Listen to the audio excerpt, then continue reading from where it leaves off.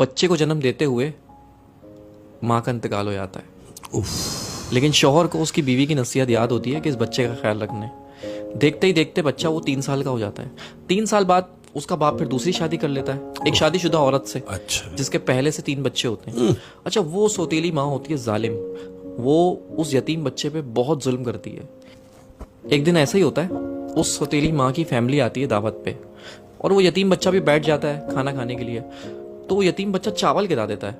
तो उसकी सौतेली माँ उसको उठाती है, उसको 2 थप्पड़ मारती है और फिर उसकी चावल की प्लेट के साथ उसको बालकनी में बिठा देती है, सर्दियों की रातों में शीशा बंद करके। अपने बच्चों से हटा के।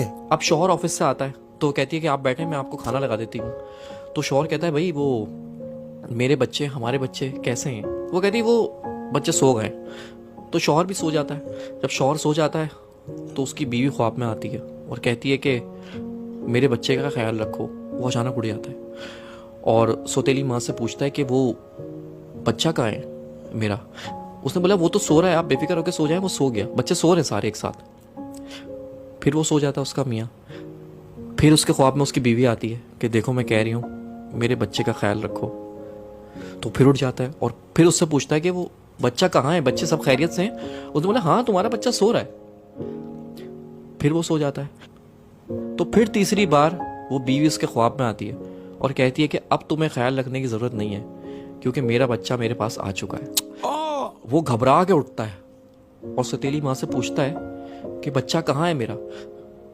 जाके देखता है कमरे में तो वो तीनों बच्चे सो रहे होते हैं, लेकिन वो बच्चा नहीं होता जो उसका सगा है।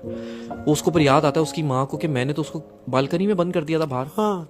तो जैसे ही जाके वो बालकनी का शीशा खोलता है तो वो 3 साल का बच्चा चावल की प्लेट लेके और अपना मुंह घुटनों के अंदर दबा के बैठा हुआ होता है। जब बाप उसको जाके हिलाता है तो वो मर चुका होता है।